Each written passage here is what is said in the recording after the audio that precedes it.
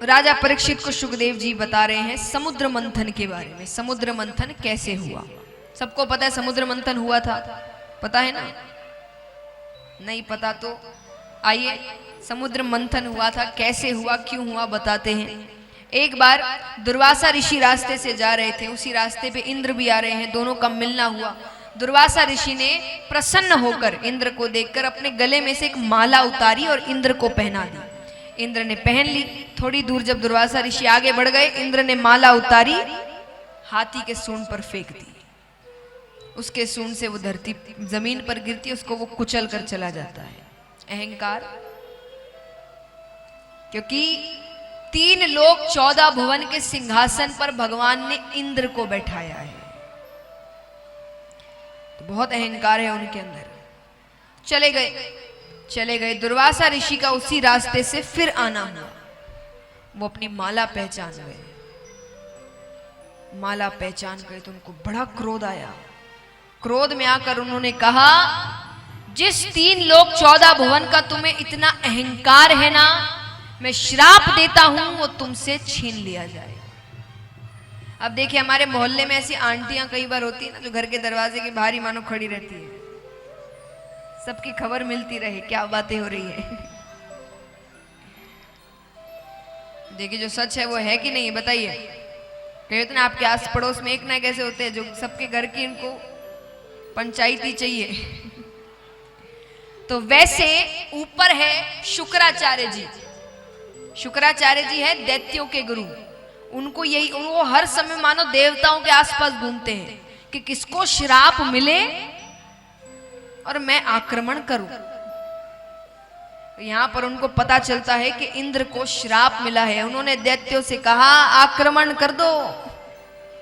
दैत्य आक्रमण करते हैं। 3 लोक 14 भुवन दैत्यों के पास चला जाता है। अब सब देवता भगवान के पास गए, क्या करें? भगवान कहते, युद्ध तो नहीं कर सकते, एक काम करो, मित्रता कर लो, समुद्र मंथन करते हैं। क्योंकि समुद्र मंथन ना अकेले दैत्य कर सकते थे, ना अकेले देवता कर सकते थे। और समुद्र मंथन क्यों किया जा रहा था? क्योंकि उसमें से अमृत निकलता, अमृत पीकर अमर हो जाते। तो सबको लालच था, तो उन्होंने कहा समुद्र मंथन। दैत्य भी मान गए। अब यहां पर भगवान ने मद्राचल पर्वत को चुना मंथन के लिए। बासुकी नाग को रस्सा बनाया गया। अब देखिए, भगवान बड़े ज्ञानी है, दैत्य शक्तिशाली तो है पर मूर्ख है। तो भगवान ने क्या किया? भगवान ने देवताओं से कहा कि तुम जिद करना कि हमें नाग की मुख की ओर रहना है। क्योंकि 2 रास्ते होंगे ना, एक तो मुख है, एक पूंछ है उसकी, कोई ना कोई को कहीं ना कहीं खड़े रहना पड़ेगा। भगवान कहते जिद करना कि हमें नाग के मुख की ओर रहना है। उन्होंने कहा ठीक है। अब जैसा मैंने कहा, दैत्य मूर्ख है। दैत्यों ने सोचा ये विष्णु बड़ा चालाक है, जरूर मुख के सामने रहने से कोई फायदा हो रहा है। उन्होंने कहा, हम राजा है, हम मुख की ओर रहेंगे। भगवान कहते ठीक है, आप खड़े हो जाइए, हम पीछे चले जाते हैं। भगवान पीछे चले गए। अब मंथन आरंभ होता है, तो मंथन के लिए नाग को खींचा गया।